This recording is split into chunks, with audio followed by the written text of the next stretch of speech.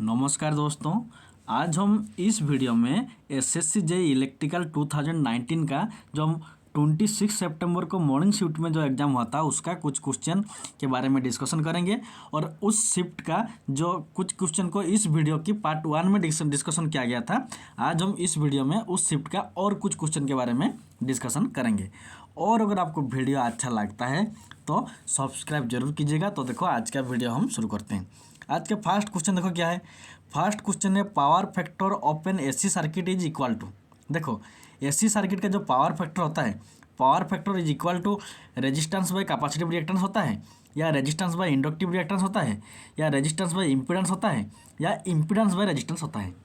तो इसका आंसर होगा एसी सर्किट का जो पावर फैक्टर होता है, नॉर्मली हम power factor is equal to क्या कहते हैं, cos थीटा कहते हैं। तो cos थीटा तो होता है पावर फैक्टर का फॉर्मूला, उसके साथ साथ और एक भी फॉर्मूला है जिसको हम कहते हैं रेजिस्टेंस डिवाइड बाय इम्पीडेंस। तो option number 3 is the correct answer.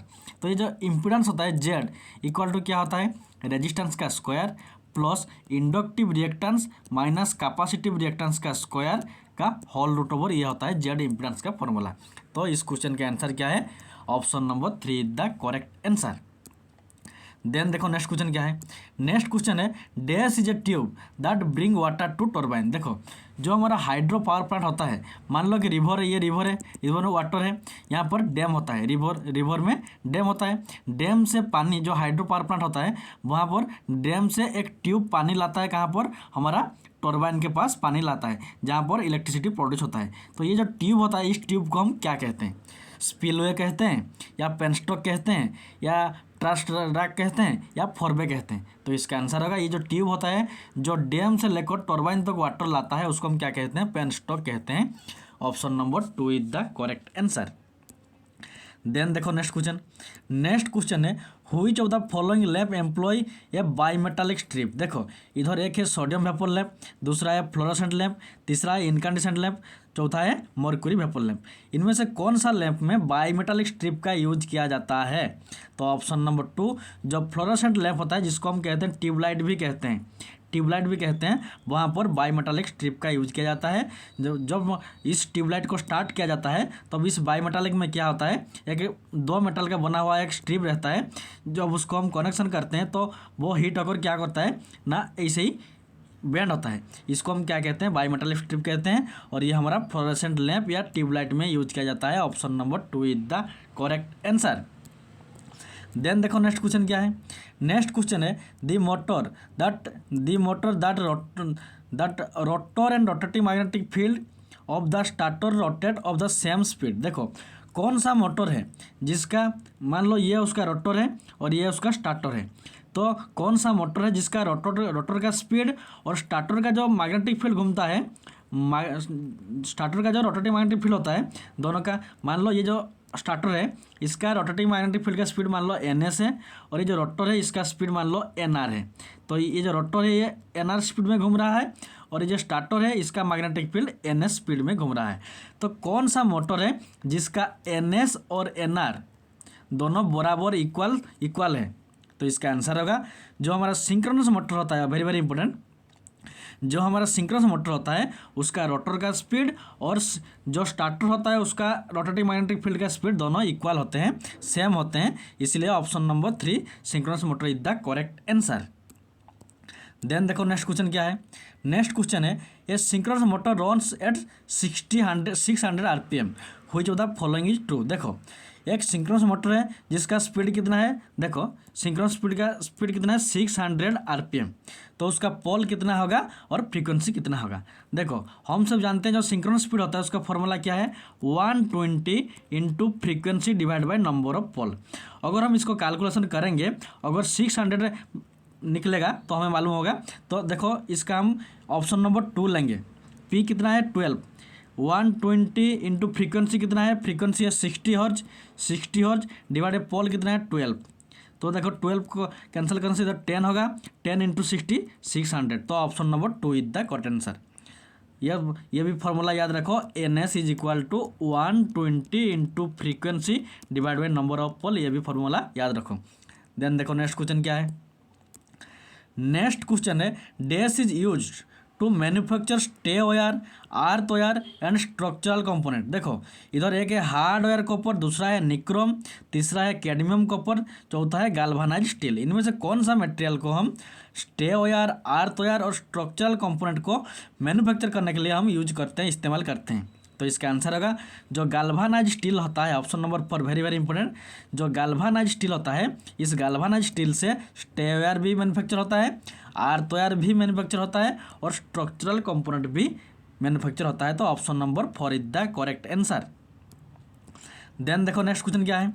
Next question है dash is the measuring unit of inductive susceptance. देखो जो इंडक्टिव ससेप्टेंस होता है उसको हम हेनरी से मेजर करते हैं। मेजरिंग यूनिट जो इंडक्टिव ससेप्टेंस होता है उसका मेजरिंग यूनिट हेनरी है या मो है या वेबर है या टेस्ला है? तो इसका आंसर होगा जो इंडक्टिव ससेप्टेंस होता है इसका यूनिट मो होता है। Option number 2 is the correct answer. देखो जैसे रेजिस्टेंस का यूनिट क्या होता है, ओम होता है, और उसका रिवर्स क्या है, कंडक्टेंस। जो कंडक्टेंस होता है उसका यूनिट क्या होता है, मो होता है। ऐसे ही जो हमारा इम्पीडेंस जेड होता है उसका भी यूनिट क्या होता है, ओम होता है, और इसका रिवर्स क्या है, ससेप्टेंस। जो ससेप्टेंस होता है उसका यूनिट होता है मो। तो option number 2 is the correct answer. जो इंडक्टिव ससेप्टेंस होता है उसका यूनिट क्या है, मो होता है। देन देखो नेक्स्ट क्वेश्चन क्या है। नेक्स्ट क्वेश्चन है ये हमारा 5 है। If D phi is the luminous flux incident normally on area D A then the illumination. देखो पहले देखो इल्यूमिनेशन क्या होता है, टोटल ल्यूमिनस फ्लक्स, याद रखो total luminous flux per unit area. एक यूनिट एरिया में जितना ल्यूमिनस फ्लक्स इंसिडेंट होता है उसको हम क्या कहते हैं, इल्यूमिनेंस कहते हैं। तो देखो टोटल फ्लक्स कितना है, टोटल फ्लक्स है डी फाई, तो डी फाई हो गया, डिवाइड बाई कितना डी ए, कितना एरिया में डी ए, तो ये होता है हमारा इल्यूमिनेंस का फॉर्मूला। तो D option number 4 D phi, ये डी फाई है, D phi by D A, ये होता है हमारा इल्यूमिनेंस का फॉर्मूला। तो option number 4 is the correct answer. तो ये इल्यूमिनेशन क्या होता है, इल्यूमिनेंस क्या होता है, total flux incident in a unit area, यही होता है हमारा इल्यूमिनेंस का फॉर्मूला। देन देखो option number 4 is the correct answer. Then देखो नेक्स्ट क्वेश्चन क्या है। नेक्स्ट क्वेश्चन है what is the unit of reluctance. जो रिलक्टेंस होता है उसका यूनिट क्या है, वेबर पर एम्पियर टन होता है, या एम्पियर टन पर वेबर होता है, और या एम्पियर टन पर मीटर होता है, या वेबर पर मीटर होता है? तो इसका आंसर देखो जो रिलक्टेंस होता है, जैसे कि हमारा इलेक्ट्रिकल सर्किट में रेजिस्टेंस का काम होता है करंट को अपोज करना, वैसे ही जो मैग्नेटिक सर्किट होता है वहाँ पर रिलक्टेंस का काम भी वही होता है, वो मैग्नेटिक फ्लक्स को अपोज करता है। तो ये जो इलेक्ट्रिकल सर्किट का रेजिस्टेंस का फॉर्मूला क्या है, वोल्टेज बाई करंट। ऐसे ही जो रिलक्टेंस होता है मैग्नेटिक सर्किट में उसका फॉर्मूला क्या होगा, रिलक्टेंस इज इक्वल टू होता है हमारा magnetomotive force divide by magnetic flux, ये होता है उसका फॉर्मूला। तो देखो मैग्नेटोमोटिव फोर्स का यूनिट क्या है, एम्पियर इंटू टर्न होता है, और जो मैग्नेटिक फ्लक्स होता है उसका यूनिट क्या है, वेबर होता है। तो एम्पियर टर्न पर वेबर कहाँ पर है, ऑप्शन नंबर 2 एम्पियर टर्न पर weber is the unit of reluctance. Option number 2 is the correct answer. और एक बात याद रखो, जैसे कि इलेक्ट्रिकल सर्किट का रेजिस्टेंस और मैग्नेटिक सर्किट का रिलक्टेंस होमोलॉगस है, एनालॉगस है, ऐसे ही इलेक्ट्रिकल सर्किट का जो वोल्टेज होता है और मैग्नेटिक सर्किट का मैग्नेटोमोटिव फोर्स, ये भी दोनों एनालॉगस होते हैं। एग्जाम में आता है इलेक्ट्रिकल सर्किट का वोल्टेज और मैग्नेटिक सर्किट का कौन एनालॉगस होते हैं ना, मैग्नेटोमोटिव फोर्स। और ऐसे ही जो करंट होता है इलेक्ट्रिकल सर्किट का वो एनालॉगस होता है फ्लक्स के साथ, मैग्नेटिक सर्किट का फ्लक्स के साथ एनालॉगस होता है। तो option number 2 is the correct answer. Then देखो नेक्स्ट क्वेश्चन क्या है।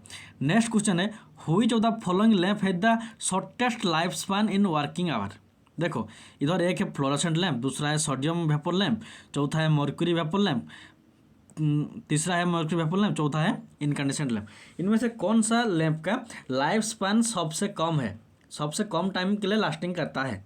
तो इसका आंसर होगा जो इनकैंडेसेंट लैंप होता है, जो हमारा पहले ज़्यादा यूज किया जाता है 100 वाट बल्ब, वो होता है हमारा इनकैंडेसेंट लैंप, और इसका लाइफ स्पैन सबसे कम होता है। सब तो एग्जाम में अगर आता है सबसे ज़्यादा हाईएस्ट लाइफ स्पैन किसका होगा, वो होता है हमारा एलईडी। याद रखो जो एलईडी होता है लाइट एमिटिंग डायोड, ये लगभग 35,000 आवर से 50,000 आवर तक इसका लाइफ स्पैन होता है। तो एलईडी का लाइफ स्पैन सबसे ज़्यादा होता है और इनकैंडेसेंट लैंप का लाइफ स्पैन सबसे कम होता है। Option number 4 is the correct answer. Then देखो नेक्स्ट क्वेश्चन क्या है। नेक्स्ट क्वेश्चन है dash power plant is the plant which uses non conventional source of energy. देखो एक है हाइड्रो इलेक्ट्रिक पावर प्लांट, दूसरा है thermal power plant, wind power plant और न्यूक्लियर पावर प्लांट। इनमें से कौन सा है नॉन कन्वेंशनल? तो इसका आंसर होगा जो वाइंड पावर प्लांट होता है वो होता है non conventional power plant, exam में आता है। तो हाइड्रो इलेक्ट्रिक पावर प्लांट भी कन्वेंशनल पावर प्लांट है, थर्मल पावर प्लांट भी कन्वेंशनल पावर प्लांट है, न्यूक्लियर पावर प्लांट भी कन्वेंशनल पावर प्लांट है। जो वाइंड पावर प्लांट होता है वो हमारा नॉन कन्वेंशनल पावर प्लांट है। Option number 3 is the correct answer. Then next question क्या है, देखो नेक्स्ट क्वेश्चन है why a centrifugal switch is used in a single phase induction motor. Single phase induction motor में हम centrifugal switch का use क्यों करते हैं? देखो पहले देखो ये मान लो सिंगल फेज इंडक्शन मोटर का रोटर है, ये उसका स्टार्टिंग वाइंडिंग है, ये और ये उसका रनिंग वाइंडिंग है। स्टार्टिंग वाइंडिंग में हम सेंट्रीफ्यूगल स्विच को सीरीज में स्टार्टिंग वाइंडिंग के साथ सीरीज में हम सेंट्रीफ्यूगल स्विच को कनेक्शन करते हैं। ये है हमारा सेंट्रीफ्यूगल स्विच।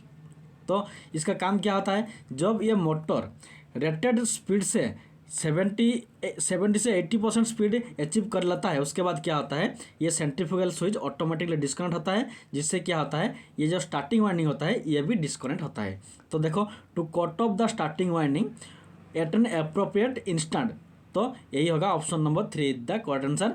जब ये रेटेड स्पीड का 70 से 80% स्पीड अचीव कर लेता है तब ये हमारा सेंट्रीफ्यूगल स्विच इस स्टार्टिंग वाइंडिंग को कट ऑफ कर देता है। तो option number 3 the correct answer. Then देखो नेक्स्ट क्वेश्चन क्या है। नेक्स्ट क्वेश्चन है two identical coil A and B. देखो मान लो ये एक कोयल है, ये है ए और ये है बी, दोनों आइडेंटिकल है। मीन्स इधर ऑफ 1000 टन, मीन्स ये जो ये कोयल ए है ये कोयल बी है, तो इस आइडेंटिकल है, मीन्स ये भी इधर भी 1000 टन होगा और इधर भी 1000 टन होगा। उसके बाद each lies paralyse in 80% of flux produced by one coil link with the other. देखो 80%, ये जो कोयल ए है यहाँ पर जितना फ्लक्स प्रोड्यूस होगा उसका 80% फ्लक्स क्या होगा इस कोयल बी में कट करेगा। कोयल ए का 80% फ्लक्स क्या होगा कोयल बी में कट करेगा।